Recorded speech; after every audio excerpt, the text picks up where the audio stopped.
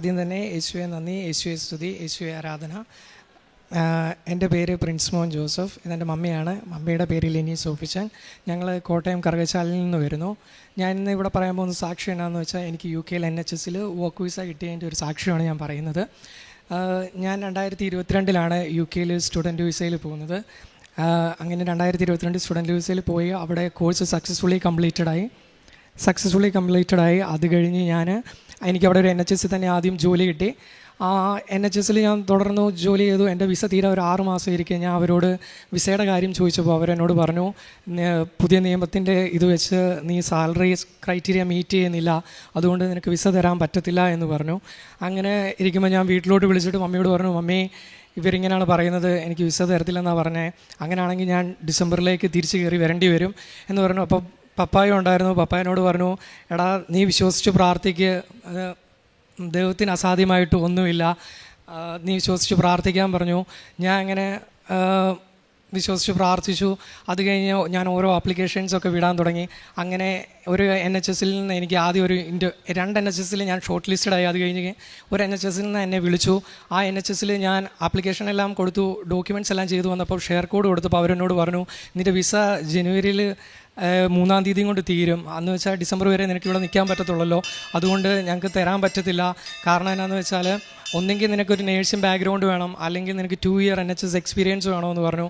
അങ്ങനെ ഞാൻ അതും മമ്മിയെ വിളിച്ചിട്ട് പറഞ്ഞു, മമ്മി ഇങ്ങനെയാണ് പറയുന്നത്. അപ്പോൾ മമ്മി എന്നോട് പറഞ്ഞു, എടാ അഖണ്ഡ ജവമാല റാലി വരുന്നുണ്ട്, ഞാൻ ആ ജവമാല റാലിക്ക് ഇത് സമർപ്പിച്ച് പ്രാർത്ഥിച്ചോളാം, നീ ഒന്നും പേടിക്കേണ്ട, നീ എന്തായാലും വിശ്വസിച്ച് നിൻ്റെ പ്രാർത്ഥന തുടർന്നോളാം പറഞ്ഞു. ഞാൻ എല്ലാ ദിവസവും എൻ്റെ ഷിഫ്റ്റ് കഴിഞ്ഞ് വരുമ്പോൾ ഞാൻ ഒരു വിശുദ്ധ കുർബാനയും മാതാവിനോടുള്ള ഉടമ്പടി പ്രാർത്ഥനയും ഞാൻ വൈകിട്ട് ചൊല്ലാറുണ്ടായിരുന്നു, കൊന്തയും ചൊല്ലി പ്രാർത്ഥിക്കാറുണ്ടായിരുന്നു. അങ്ങനെ ഇരിക്കെ എനിക്ക് ലണ്ടനിലെ ഒരു NHS ഞാൻ ഷോർട്ട് ലിസ്റ്റഡായി. ആ NHS അവർ 3 മാസത്തേനാണ് ആ ലിസ്റ്റ് ഇടുക എന്ന് പറഞ്ഞത്. എന്ന് വെച്ചാൽ എനിക്കത് വന്നത് ഒക്ടോബറിലാണ്. അപ്പോൾ ഒക്ടോബർ, നവംബർ, ഡിസംബർ കൊണ്ട് എൻ്റെ വിസ തീരുകയാണ്. ഞാൻ ഇപ്പോൾ നിൽക്കുന്ന NHS എനിക്കറിയാം അവിടുത്തെ പ്രോസസ്സ് വളരെ സ്ലോ ആണ്. ഒരു 5 മാസം എടുത്തിട്ടാണ് ഞാൻ ആ NHS കയറിയത്. അപ്പോൾ ഇവിടെ ആണെങ്കിലും അതുപോലെ പ്രോസസ്സാണെങ്കിൽ എനിക്ക് ഒരിക്കലും അവിടെ കയറാൻ പറ്റത്തില്ലെന്ന് എനിക്കറിയായിരുന്നു. അവരാണെങ്കിൽ 3 മാസം ആ ലിസ്റ്റ് ഇടത്തുള്ളൂ. ഞാൻ ഇത് മമ്മിയോട് പറഞ്ഞു.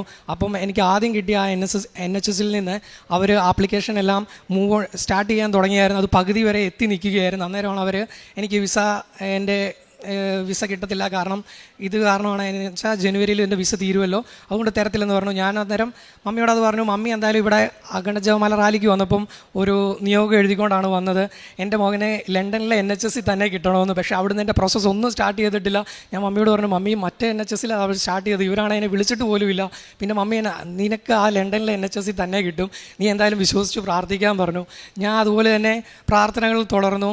എന്താണെങ്കിലും അത് കഴിഞ്ഞ് എൻ്റെ കൂട്ടുകാരെല്ലാം എന്നോട് പറഞ്ഞു, എടാ നീ NHS മാത്രം നോക്കാതെ വല്ല കെയർ ഹോമൊക്കെ നോക്ക്, അങ്ങനെയാണെങ്കിൽ നിനക്ക് വിസ കിട്ടുമല്ലോ എന്ന് പറഞ്ഞു. ഞാൻ കെയർ ഹോമിലെല്ലാം ആപ്ലിക്കേഷൻ കൊടുക്കുന്നു. എല്ലാവരും എനിക്ക് ജോലി തരാമെന്ന് പറയുന്നുണ്ട്, പക്ഷേ ആരും എനിക്ക് വിസ തരാമെന്ന് പറയുന്നില്ല.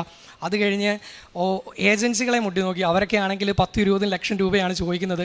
അതുമാത്രമല്ല അവിടുത്തെ പുതിയ നിയമം വെച്ചിട്ടാണെങ്കിൽ 3 മാസം നമ്മൾ ഒരാ എംപ്ലോയറുടെ അടിയിൽ വർക്ക് ചെയ്താൽ മാത്രമേ നമുക്ക് അവിടെ വിസ എടുക്കാൻ പറ്റത്തുള്ളൂ. അങ്ങനെ എനിക്കാണെങ്കിൽ കറക്റ്റ് 3 മാസമേ ഉള്ളൂ. അതാണെങ്കിൽ ഇപ്പോൾ ഒക്ടോബർ മാസം കഴിയുകയും ചെയ്തു. ഇനിയിപ്പം 2 മാസവും കൂടെ ഉള്ളൂ. അപ്പം ഏജൻസിക്കാർ പോലും റെഡി ആകുന്നില്ല. ഒരു ഏജൻസി പറഞ്ഞു, നീ നിൻ്റെ റിസ്കിൽ ഒരു FLR അടിച്ച് വിസ ഒന്ന് എക്സ്റ്റെൻഡ് ചെയ്യുവാണെങ്കിൽ ഞങ്ങൾ നോക്കാമെന്ന് പറഞ്ഞു. അപ്പോൾ FLR അടിച്ചെടുക്കണമെങ്കിൽ തന്നെ അതിന് ഒരു 5 ലക്ഷം രൂപ ചിലവാണ്. അതല്ലാതെ വിസയ്ക്ക് പിന്നെ ഞാൻ ഒരു 10-15 ലക്ഷം രൂപ കൊടുക്കണം. വീട്ടിൽ വിളിച്ചിട്ട് ഞാൻ പറഞ്ഞു, മമ്മി ഒരു 10-22 ലക്ഷം രൂപയാവും ഇതിങ്ങനെ വിസ എടുക്കണമെന്ന് ചോദിച്ചപ്പോൾ അവർ പറയണം, ഒന്നാമത് എഡ്യൂക്കേഷൻ ലോൺ അടച്ചങ്ങോട്ട് തീർത്തേ ഉള്ളൂ, ഇനി അടുത്ത പിന്നെയും കടമെടുത്ത് നീ പോകാമെന്ന് വെച്ചാൽ അങ്ങനെ വേണമെന്ന് എന്നോട് ചോദിച്ചു. എന്നാലും ഞാനന്ന് തിരിച്ചു വന്നിട്ട് വേറൊന്നും ചെയ്യാനില്ലാത്തതുകൊണ്ട് ഞാൻ എന്തായാലും അന്ന് അതെടുക്കാം. അങ്ങനെ ഞാൻ എൻ്റെ NHS പോയി. ഞാൻ അവരോട് പറഞ്ഞു, ഞാൻ എന്നോട് ഒരു കെയർ ഹോം ഇങ്ങനെ പറഞ്ഞിട്ടുണ്ട്, അപ്പോൾ ഞാൻ അവിടെ കയറാൻ പോവുകയാണ്, ഞാൻ എന്തായാലും ഇവിടെ റെസിഗ്നേഷൻ കൊടുക്കുകയെന്ന് പറഞ്ഞു. അവർ പറഞ്ഞു, വാക്കാ പറഞ്ഞാൽ പോരാ, ഒഫീഷ്യലി നീ റെസിഗ്നേഷൻ തരണമെന്ന് പറഞ്ഞു.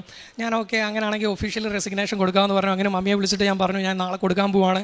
ഞാൻ വൈകിട്ട് പ്രാർത്ഥിച്ചപ്പം ഒരു കുർബാനയും കൊന്തയും ചൊല്ലി മാതാവിനോടുള്ള ഉടമ്പടി പ്രാർത്ഥനയും ചൊല്ലിയിട്ട് ഞാൻ ഇങ്ങനെ പറഞ്ഞു, മാതാവേ ഞാൻ എത്ര നാളായിട്ട് ഇങ്ങനെ പ്രാർത്ഥിക്കുക, ഞങ്ങൾ 2019 ഉടമ്പടി എടുത്ത് പ്രാർത്ഥിക്കുക, അതിൻ്റെ അകത്തെല്ലാം ഒത്തിരി അനുഗ്രഹങ്ങൾ മാതാവ് തന്നിട്ടുണ്ട്, പക്ഷേ നീ എല്ലാം വരുന്നുണ്ട്, ഒന്നും അനുഭവം ഇപ്പോൾ NHS ആണെങ്കിലും ഷോർട്ട് ലിസ്റ്റഡ് ആകുന്നുണ്ട്, പക്ഷേ ഒരിടത്തുനിന്നും എനിക്ക് വിസ വരുന്നില്ലല്ലോ.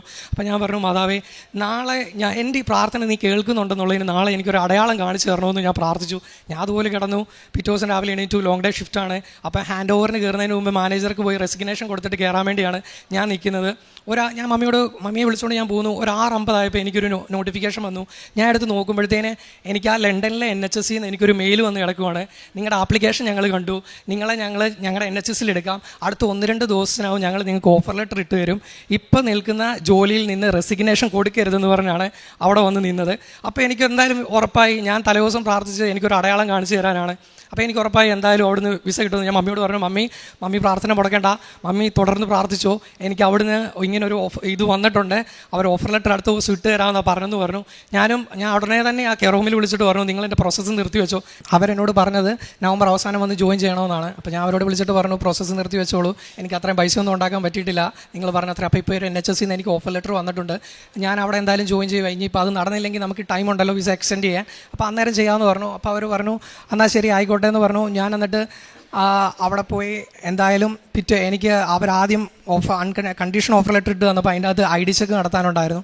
ആ ID ചെക്ക് നടത്തിയപ്പോഴത്തേന് അവരെനിക്കൊരു ലിങ്കാണ് ഇട്ട് തന്നത്. ആ ലിങ്കിൽ കൂടെ കയറി ചെയ്യാൻ വേണ്ടി നോക്കിയപ്പോഴത്തേന് എനിക്ക് അത് നടക്കുന്നില്ല. കാരണം നമ്മുടെ പാസ്പോർട്ട് എന്ന് പറയുന്നത് ഇന്ത്യൻ പാസ്പോർട്ടിന് NFC ഇല്ല, ബ്രിട്ടീഷ് പാസ്പോർട്ടിനാണ് അതുണ്ട്. ഞാൻ ഫോട്ടോ എടുത്ത് അപ്ലോഡ് ചെയ്തു, പക്ഷേ BRP ആണെങ്കിൽ ഇപ്പോൾ EVC ആക്കി. അപ്പോൾ എനിക്കൊരു രീതിയിലും ഇത് ചെയ്യാൻ പറ്റുന്നില്ല. അവരാണെങ്കിൽ എനിക്ക് എന്നിട്ട് ഞാൻ അവരോട് ചോദിച്ചു, വേറെ എന്തെങ്കിലും വഴി ഇത് ചെയ്യാമെന്ന് ചോദിച്ചപ്പോൾ അവരെന്നോട് പറഞ്ഞു, അങ്ങനെയാണെങ്കിൽ ഞങ്ങൾ ഫേസ് ടു ഫേസ് ഒരു ഇത് വെക്കാം, നിങ്ങൾ ഡോക്യുമെൻറ്റ്സ് ആയിട്ട് അവിടെ വന്നാൽ മതി എന്ന് പറഞ്ഞു. അങ്ങനെ തിങ്കളാഴ്ച എനിക്കൊരു സ്ലോട്ട് കിട്ടി. ഞാൻ അവിടെ ചെല്ലും. എവിടെയാണെങ്കിലും ഞാൻ പോകുമ്പോൾ ഈ മാതാവിൻ്റെ ലോക്കറ്റും ഉപ്പുമായിട്ടേ പോകത്തുള്ളൂ. അത് ഇൻ്റർവ്യൂവിനാണെങ്കിലും എല്ലാത്തിനും അങ്ങനെ തന്നെയാണ്. അപ്പം ഈ മാതാവിൻ്റെ ലോക്കറ്റും ഞാൻ ഈ കൊന്തയിട്ടു. അവിടെ ചെന്നപ്പോഴാണ് ഇൻ്റർവ്യൂവിന് കയറുമ്പോഴെല്ലാം ഞാൻ ഈ ഉപ്പ് ഇട്ടിട്ടേ പോകത്തുള്ളൂ. അത് ഏതൊക്കെ ഇൻ്റർവ്യൂവിന് ഞാൻ പോയിട്ടുണ്ട്, ആ ഇൻ്റർവ്യൂ എല്ലാം ഞാൻ ക്ലിയർ ആയിട്ടുണ്ട്. അങ്ങനെ ഞാൻ അവിടെ ചെന്നു. ഇവരുടെ ഡോക്യുമെൻറ്റ്സ് എല്ലാം മേടിച്ചിട്ട് പോയി. അപ്പോൾ എന്നെക്കാളും മുമ്പേ ഒരു ആഫ്രിക്കക്കാരി ഉണ്ടായിരുന്നു, പുള്ളിക്കാരുടെ ഡോക്യുമെൻറ്റ്സ് മേടിച്ചു. തിരിച്ചു വന്നപ്പോൾ പുള്ളിക്കാരി വിസയുടെ കാര്യം ചോദിച്ചപ്പോൾ പറഞ്ഞു, നിങ്ങൾക്ക് 2027 വരെ വിസ ഉണ്ടല്ലോ, അതുകൊണ്ട് ഞങ്ങൾ വിസ തരത്തില്ലെന്ന് പറഞ്ഞു. എനിക്കാണെങ്കിൽ ഇനി 1.5 മാസം കൂടി ഉള്ളൂ. എൻ്റെ കൗണ്ട് ഡൗൺ തുടങ്ങി. ഞാൻ 50 ദിവസവും 49 ദിവസവും എണ്ണിക്കൊണ്ടിരിക്കുക തിരിച്ചു വരാനുള്ളത്. അപ്പോഴത്തേന് അവരോട് എൻ്റെ ഡോക്യുമെൻറ്റ്സ് എല്ലാം മേടിച്ചിട്ട് പോയി. ഞാൻ തിരിച്ച് വന്നപ്പോൾ അവരോട് ചോദിച്ചു, എൻ്റെ ഡോക്യുമെൻറ്റ്സ് ID ചെക്ക് കഴിഞ്ഞു, ഇനിയിപ്പോൾ പോലീസ് വെരിഫിക്കേഷൻ ഇതൊക്കെ ഉണ്ടല്ലോ. അപ്പോൾ അവർ പറഞ്ഞു, അതുകൊണ്ട് അപ്പോൾ വിസയുടെ കാര്യം എങ്ങനെയാണെന്ന് ചോദിച്ചാൽ എനിക്ക് ഇത്രയും സമയമില്ല. അപ്പോൾ അവരെന്നോട് പറഞ്ഞു, ഞങ്ങളത് കണ്ടായിരുന്നു, നിങ്ങൾക്ക് വിസ വേണമെന്ന്, നിങ്ങൾ എന്തായാലും HR ഫോളോ അപ്പ് നടത്ത്. അന്നേരം അവരതിൻ്റെ ബാക്കി പ്രോസസ്സ് പറഞ്ഞു തരുമെന്ന് പറഞ്ഞു. ഞാൻ HR മെയിൽ വിടാൻ വേണ്ടി നമ്മുടെ ഒരു കൂട്ടുകാരനെ ബന്ധപ്പെട്ട് അവൻ പറഞ്ഞിട്ട്, ആ കണ്ടീഷൻസൊക്കെ മീറ്റ് ചെയ്തിട്ട് നിനക്കറിയാമല്ലോ, നീ ഒരു NHS വർക്ക് ചെയ്തപ്പോൾ എത്ര നാളെടുത്തെന്ന്. ആദ്യം പോലീസ് വെരിഫിക്കേഷൻ കിടക്കുന്നു, ID ചെക്ക് കിടക്കുന്നു, വാക്സിനേഷൻ കിടക്കുന്നു, റെഫറൻസ് കിടക്കുന്നു, എല്ലാം കിടക്കുമല്ലേ, അതെല്ലാം കഴിഞ്ഞിട്ട് നമുക്ക് ചെയ്യാമെന്ന് പറയുന്നു. അവിടെ ഒരു സെൻറ്റ് ആൻറ്റണീസ് അപ്ടൺ പാർക്കിൽ ഒരു പള്ളിയുണ്ട്. ഞാൻ ആ പള്ളിയിൽ പോയിരുന്നിട്ട് മാതാവിനോടും അവിടെ മുട്ടിപ്പായിട്ട് നിന്ന് പ്രാർത്ഥിക്കുകയാണ്, ഒരു കൊന്തയൊക്കെ ചൊല്ലി. ഞാൻ നിന്ന് കരയുവാണ്. സത്യം പറഞ്ഞാൽ ഞാൻ മാത്രമുള്ള പള്ളിയിൽ ഞാൻ ഏറ്റവും പുറകിൽ പോയി എന്ന് ഞാൻ മുട്ടിപ്പായിട്ട് പ്രാർത്ഥിച്ച് ആ പള്ളിയിൽ നിന്ന് വെളിയിൽ ഇറങ്ങുമ്പോഴത്തേന് മാതാവിൻ്റെ അത്ഭുതമെന്നേ ഞാൻ അത് പറയത്തുള്ളൂ. 5 മാസം എടുത്ത് അവിടെ നടന്ന ആ പ്രോസസ്സ് 5 മണിക്കൂർ എടുത്തില്ല. എനിക്ക് ആ പള്ളിയിൽ നിന്ന് വെളിയിലിറങ്ങി ഞാൻ നെറ്റ് ഓണാക്കി നോക്കുമ്പോഴത്തേന് എനിക്ക് ആ ഹോസ്പിറ്റലിൽ നിന്ന് COS വന്ന് കിടക്കുവാണ്. എൻ്റെ പോലീസ് വെരിഫിക്കേഷൻ കഴിഞ്ഞിട്ടില്ല, വാക്സിനേഷൻ കഴിഞ്ഞിട്ടില്ല, റെഫറൻസ് ചെക്ക് കഴിഞ്ഞിട്ടില്ല, ഒന്നും കഴിഞ്ഞിട്ടില്ല, ജസ്റ്റ് ഒരു ID ചെക്ക് മാത്രം. എനിക്ക് അവിടുന്ന് ആദ്യം അവർ COS വന്നു. ഈ COS വെച്ച് എനിക്ക് വിസയ്ക്ക് അപ്ലൈ ചെയ്യാം. അങ്ങനെ ഞാൻ ആ വീട്ടിൽ വിളിച്ച് പറഞ്ഞു, മമ്മി ഇങ്ങനെ വന്നിട്ടുണ്ട്, ദൈവം നമ്മുടെ പ്രാർത്ഥന കേട്ടു, മാതാവിൻ്റെ അനുഗ്രഹം എന്ന് പറയാം, എനിക്ക് COS വന്നിട്ടുണ്ട്. ഈ COSനാണ് ആ കെയർ ഹോമുകാർ എന്നോട് 20 ലക്ഷം രൂപ ചോദിച്ച സാധനം. അതെനിക്ക് 1 രൂപ പോലും കൊടുക്കാതെ ഇവിടെ വന്ന് കിടക്കുകയെന്ന് പറഞ്ഞു. അപ്പോൾ പറഞ്ഞു, നീ വിശ്വസിച്ച് പ്രാർത്ഥിച്ചതിൻ്റെ ഇതാണ്, നീ എന്തായാലും വിസയ്ക്ക് അപ്ലൈ ചെയ്യാൻ പറഞ്ഞു. ഞാൻ പിറ്റേ ദിവസം വിസയ്ക്ക് വേണ്ടി വെച്ചു. ഞാൻ വെച്ചേക്കുന്നത് വെറും സ്റ്റാൻഡേർഡ് വിസയ്ക്ക് വേണ്ടിയാണ്. 304 പൗണ്ട് കൊടുത്ത് വെറും സ്റ്റാൻഡേർഡ് വിസ. HMRCയുടെ ഇത് വെച്ച് 8 ആഴ്ച എടുത്ത് കിട്ടേണ്ട വിസ എനിക്ക് വെറും 24 മണിക്കൂർ കൊണ്ട് ആ വിസയും കിട്ടി. 6 മണിക്കൂർ കൊണ്ട് എനിക്ക് സർട്ടിഫിക്കറ്റ് ഓഫ് സ്പോൺസർഷിപ്പും കിട്ടി. ഇതാണ് എൻ്റെ സാക്ഷ്യം. ഇനിയും ഇവിടെ വന്ന് പ്രാർത്ഥിച്ചതിൻ്റെ ഫലമായിട്ട് മമ്മിക്ക് കുറച്ച് സാക്ഷ്യങ്ങൾ പറയാനുണ്ട്. ഞാൻ മമ്മിക്ക് കൊടുക്കാം. യേശുവേ നന്ദി, ദൈവമേ സ്വസ്ത്രം. ഞാൻ 2016 ഒക്ടോബർ 26-ാം തീയതിയാണ് ഞാനും മോനും കൂടി ഇവിടെ വന്ന് ഉടമ്പടി എടുക്കുന്നത്. ഞാൻ 21-22 വർഷങ്ങളിൽ കൊറോണ കാരണം റാലിക്കൊന്നും വരാൻ പറ്റിയില്ല. അത് കഴിഞ്ഞുള്ള 5 അഖണ്ഡ ജപമാല റാലിയിൽ ഞാൻ പങ്കെടുത്തിരുന്നു. പക്ഷേ ഈ പ്രാവശ്യം കൊച്ചനോട് പറഞ്ഞു, മമ്മി എനിക്ക് വേണ്ടി ഞാൻ ഒറ്റ നിയോഗം കൈപ്പിടിച്ച് എഴുതിക്കൊണ്ടാണ് പോയത്, ലണ്ടനിൽ കൊച്ചിന് ജോലി കിട്ടണമെന്ന്. പക്ഷേ അത് കഴിഞ്ഞ് കൊച്ചിൻ്റെ കാര്യങ്ങളെല്ലാം സാധിച്ചു കിട്ടി. പിന്നെ എനിക്ക് ചെറിയ എൻ്റെ കയ്യെ സോപ്പിൻ്റെ അലർജി ഉണ്ടായിരുന്നു. അത് സോപ്പ് വർഷങ്ങളായിട്ടുള്ളതായിരുന്നു. അത് ഈ 4ാമത്തെ പുതുക്കലോടുകൂടി എനിക്ക് മാറിക്കിട്ടി. പിന്നെ ചെറുപ്പം തൊട്ട് ബസ്സിൽ കയറുമ്പോൾ ഛർദ്ദിക്കുന്ന രോഗം ഉണ്ടായിരുന്നു. അതുകൊണ്ട് ആരും എന്നെ പ്രത്യേകിച്ച് വണ്ടിയിലൊന്നും ദൂരെ കൊണ്ടുപോകുകയില്ല. കാരണം ഇച്ചിരി അങ്ങോട്ട് പോയ ഉടനെ തലയ്ക്കകത്ത് വേദന എടുക്കും. പലയിടത്തും മണങ്ങൾ, അതായത് ഒരിടത്ത് ചെല്ലുമ്പോൾ പെട്രോളിൻ്റെ ആയിരിക്കും, അടുത്ത് ചെല്ലുമ്പോൾ ബേക്കറിയിലെ ആയിരിക്കും. അങ്ങനെ മണം അടിച്ചു കഴിയുമ്പോൾ എനിക്ക് പെട്ടെന്ന് തലയ്ക്കകത്ത് വേദന വരും, പെട്ടെന്ന് ഛർദ്ദിക്കും. ഇത് കാണുമ്പോൾ എനിക്ക് സങ്കടവും വരും, ചമ്മലും ഉണ്ട്. കാരണം എന്നെക്കാട്ടിലും കുഞ്ഞു കുട്ടികളിരിക്കുന്ന അവരൊക്കെ ഛർദ്ദിക്കാതിരിക്കും, ഇത്രയും വലിയ ഞാൻ ഛർദ്ദിക്കുന്ന കാണുമ്പോൾ എനിക്ക് ഭയങ്കര സങ്കടം വരും. ഇവിടെ വന്ന് ഉടമ്പടി എടുത്ത് 4ാമത്തെ പുതുക്കലോടുകൂടി എൻ്റെ ആ രോഗം പൂർണ്ണമായിട്ടും മാറി. കാരണം ആദ്യ നാളിൽ ഇവിടെ വരുമ്പോഴത്തേക്ക് ഞാൻ ഉളിയ കഴിച്ചിട്ടാണ് വരുന്നത്. ആ ഉളിയ കഴിക്കുന്നവർക്കറിയാം അതിൻ്റെ പ്രയാസം. ഞാൻ ഇവിടെ വന്ന് അങ്ങ് ഉറക്കം തൂങ്ങും. കൊച്ചെന്നെ എപ്പോഴും വഴക്ക് പറയും. കാരണം ഞങ്ങൾ ആ ഏറ്റവും പുറയിൽ ഇങ്ങനെ ഇരിക്കുമ്പോഴേ ഈ ഉറക്കം തൂങ്ങുമ്പോൾ എന്നോട് പറയും, മമ്മി ഉറങ്ങാൻ വേണ്ടിയാണോ ഇങ്ങോട്ട് വരുന്നതെന്ന് ചോദിക്കും. ഞാൻ പറയും, മോനെ എനിക്ക് വയ്യ, ഞാൻ മനഃപൂർവ്വം ഉറങ്ങുന്നതല്ല, ഈ ഉളിയ കഴിച്ച് നമ്മുടെ ശരീരം തളർന്നു പോകും. അതെനിക്ക് മാതാവ് പൂർണ്ണമായിട്ട് മാറ്റിത്തന്നു. ഇന്ന് ഞാൻ വരുന്നുണ്ടെങ്കിൽ ഒരു ഉളിയ പോലും കഴിക്കേണ്ട ആവശ്യം എനിക്കില്ല, എത്ര ദൂരെ പോയാലും ഛർദ്ദിക്കത്തില്ല. അതുപോലെ ഒത്തിരി അനുഗ്രഹങ്ങൾ ചെറുതും വലുതുമായിട്ട് മാതാവ് ഞങ്ങൾക്ക് തന്നു. യേശുവേ നന്ദി, യേശുവേ സ്തോത്രം. മാതാവ് 1000 നന്ദി. കാരുണ്യ പ്രവൃത്തികളും പ്രേക്ഷിത പ്രവർത്തനങ്ങളും ഞാൻ ആദ്യമൊക്കെ പള്ളികളിൽ കൊണ്ടുപോയി പത്രം കൊടുക്കുമായിരുന്നു. അപ്പോഴത്തേക്ക് എനിക്ക് തോന്നി പള്ളികളിൽ കൊടുത്താൽ ആരും അത്ര സ്വീകരിക്കത്തില്ല, എല്ലാവരും വാങ്ങിച്ചിട്ട് അവിടെ ഇവിടെയൊക്കെ വെക്കുന്നത് ഞാൻ കണ്ടു. പിന്നെ ഞാനത് പൂർണ്ണമായിട്ടും നിർത്തിയിട്ട് ഞാൻ ഇവിടുന്ന് പോയി 2 ദിവസമോ അല്ല അന്ന് തന്നെ നേരം ഉണ്ടെങ്കിൽ ഞാൻ നേരെ ഗവൺമെൻറ് ആശുപത്രികളിൽ പോവും. അവിടെ പോയി രോഗികളുമായിട്ട് കുറേ നേരം സംസാരിച്ച് കൃപാസനം പത്രം അവരോട് ചോദിച്ച് അവർക്ക് കൊടുക്കും. വായിക്കാവോ എന്ന് ചോദിക്കും. വായിക്കാൻ അറിയാൻ മേലാത്തവർക്കാണെങ്കിൽ അതിനകത്തെ കാര്യങ്ങളെല്ലാം ഞാൻ പറഞ്ഞു കൊടുക്കും. എല്ലാവരും സന്തോഷത്തോടു കൂടി വാങ്ങിച്ച് ഒത്തിരി അനുഗ്രഹം. പിന്നെ ചിലർക്കൊക്കെ പൊതിച്ചോറുകളും ആഹാരമൊക്കെ കൊടുക്കാറുണ്ട്. അങ്ങനെ പത്രം ഞാൻ കൂടുതലും ആശുപത്രികളിലാണ് കൊണ്ടുപോയി കൊടുക്കുക. അങ്ങനെ ഒത്തിരി കാരുണ്യ പ്രവൃത്തികളുമൊക്കെ എന്നെ കൊണ്ടാവുന്ന രീതിയിൽ ഞാൻ ചെയ്തിട്ടുണ്ട്. മാതാവ് ചെറുതും വലുതുമായിട്ടുള്ള ഒത്തിരി അനുഗ്രഹങ്ങൾ ഞങ്ങൾക്ക് തന്ന് അനുഗ്രഹിച്ചു. മത്തായി 24:42 നിങ്ങളുടെ കർത്താവ് ഏതു ദിവസം വരുമെന്ന് അറിയാത്തത് കൊണ്ട് നിങ്ങൾ ജാഗരൂകരായിരിക്കുവിൻ. പ്രിൻസ് എന്ന ഈ മകൻ തൻ്റെ UK-യിലുള്ള NHS-ൽ ജോലി ലഭിക്കുന്നതിന് വേണ്ടിയുള്ള നിയോഗം അമ്മ മാതാവ് എങ്ങനെ സാധിച്ചു കൊടുത്തുവെന്ന് സന്തോഷത്തോടെ ഈ എഴുത്താരയിൽ സാക്ഷ്യപ്പെടുത്തുകയാണ്. മകൻ്റെ സാക്ഷ്യത്തിൻ്റെ പ്രത്യേകത, ഒന്ന് സമയമൊട്ടുമില്ല, വിസ തീരാറായി, 2 വലിയ തോതിലുള്ള പണമാണ് ചോദിക്കുന്നത്. 10-25 ലക്ഷം രൂപ കൊടുത്താലേ അവിടെ എങ്ങനെയെങ്കിലും പിടിച്ചു നിൽക്കുവാൻ പറ്റുന്ന സാഹചര്യങ്ങൾ തുറന്നു കിട്ടുകയുള്ളൂ. അതുകൊണ്ട് ആകെ ജീവിതം കൈവിട്ട് നിൽക്കുന്ന സമയത്താണ് കൃപാസന മാതാവിൻ്റെ നേർച്ചവസ്തുക്കൾ ഉപയോഗിച്ചും കാശുരൂപം ചേർത്ത് പിടിച്ചും അമ്മയിൽ ശരണപ്പെട്ടുകൊണ്ട് നിരന്തരം പ്രാർത്ഥിക്കുന്നത്. ഇടയ്ക്കിടയ്ക്ക് മകനൊരു പതർച്ച വരുന്നുണ്ടെങ്കിൽ കൂടിയും അവൻ്റെ ആ ആത്മീയതയുടെ പ്രാർത്ഥനയുടെ ചരടൊരിക്കലും പൊട്ടിപ്പോകുന്നില്ല. അവൻ തൻ്റെ അമ്മയോട് ചോദിച്ച്, അമ്മയാണ് ശരിക്കും മകന് ഒരു ആത്മീയ ബലമായി കൂടെ നിൽക്കുന്നത് മുഴുവനും. എപ്പോഴൊക്കെ ആദി വരുന്നുവോ, പ്രതീക്ഷകളില്ലാതെ നെഗറ്റീവ് മാത്രം കേൾക്കുന്നുവോ, അപ്പോഴൊക്കെയും അമ്മയെ വിളിച്ച് പറയുമ്പോൾ അമ്മ കൃപാസന മാതാവിൽ ശരണപ്പെടുവാനും ഉറച്ചു നിന്ന് പ്രാർത്ഥിക്കുവാനും മകനെ ധൈര്യപ്പെടുത്തുകയും മകൻ സൂചിപ്പിച്ചു, അസാധ്യമെന്ന് കരുതിയതാണ് മകന് ലഭിച്ചതെല്ലാം 6 മണിക്കൂർ കൊണ്ട് COS കിട്ടുന്നു. 20 ലക്ഷം രൂപ ചോദിച്ച കാര്യം 1 രൂപ കൊടുക്കാതെ മകന് അത് അനുവദിച്ച് കിട്ടുന്നു. 24 മണിക്കൂർ കൊണ്ട് ഏതാണ്ട് 1 മാസമെങ്കിലും എടുക്കുന്ന വിസ മകന് അടിച്ച് കയ്യിൽ കിട്ടുന്നു. 2 കാര്യത്തെയും അവൻ പറയുന്നുണ്ട്, ഇതൊന്നും എൻ്റെ പ്രാപ്തി കൊണ്ടല്ല, ആരെങ്കിലും എനിക്ക് വേണ്ടി എവിടെയെങ്കിലും സ്വാധീനിച്ചത് കൊണ്ടുമല്ല, മറിച്ച് സഞ്ചാരി മാതാവ്, സമയച്ചുരുക്കത്തിൻ്റെ അമ്മയോടുള്ള വിശ്വസ്തമായ ജീവിതത്തെ കണ്ടുകൊണ്ട് ആപത്ത് സമയത്ത് എൻ്റെ മെറിറ്റ് മുഴുവനും, വിദേശത്തുള്ള എൻ്റെ വാസത്തിനുള്ള സാഹചര്യങ്ങൾ മുഴുവനും, എൻ്റെ കുടുംബത്തിൻ്റെ സാമ്പത്തികമായ സാഹചര്യങ്ങൾ ഏറെ ദോഷകരമായി നിൽക്കുന്ന സാഹചര്യത്തിൽ എനിക്ക് വേണ്ടി മാത്രം അമ്മ ഇടപെട്ടുകൊണ്ട് ഓരോ കാര്യവും ക്രമീകരിച്ച് തന്നതാണ്. ആ പല NHS-ൽ അവൻ ആപ്ലിക്കേഷൻ കൊടുത്തുകൊണ്ട് ഏതെങ്കിലും ഒന്ന് ലഭിക്കുവാൻ വേണ്ടി കാത്തിരിക്കുമ്പോഴും ആ സമയങ്ങളിലൊക്കെയും അമ്മയാണ് മോനോട് പറയുന്നത്, നീ ഇന്നിടത്ത് സ്ഥിരതയോടെ നിൽക്കുക, അത് നീ കൃത്യമായി ഫോളോ ചെയ്യുക, നിനക്കുള്ള അനുഗ്രഹം അവിടുന്ന് വരുന്നുണ്ടെന്ന്.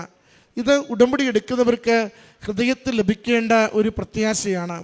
പ്രിയമുള്ളവരെ, ഉടമ്പടി നമ്മൾ എടുക്കുമ്പോൾ വെറുതെ എന്തിനെങ്കിലും വേണ്ടി നമ്മൾ എടുത്തു പോകുന്നതല്ല, എന്തെങ്കിലും പ്രാർത്ഥിച്ച് നമ്മൾ പോകേണ്ടവരുമല്ല, മറിച്ച് ക്ലാരിറ്റിയിൽ അമ്മ മാതാവിനോടുള്ള ബന്ധത്തിൽ ജീവിത വിഷയങ്ങളെ ഏൽപ്പിച്ചു കൊടുക്കുകയും അവസാന മണിക്കൂർ വരെയും എല്ലാ കാര്യങ്ങളും നമുക്കെതിരാണെങ്കിലും ആ നിമിഷത്തിലും അമ്മ മാതാവിനോട് കറയറ്റ വിശ്വാസത്തോടും പൂർണ്ണമായ ശരണത്തോടും കൂടി ഒരു നിമിഷം മതി നിനക്ക് ഈ ജീവിത വിഷയങ്ങൾ ഏറ്റെടുത്ത് അനുഗ്രഹിച്ചു തരുവാനെന്ന പ്രത്യാശയോടുകൂടി പ്രാർത്ഥിക്കുവാനാവണം.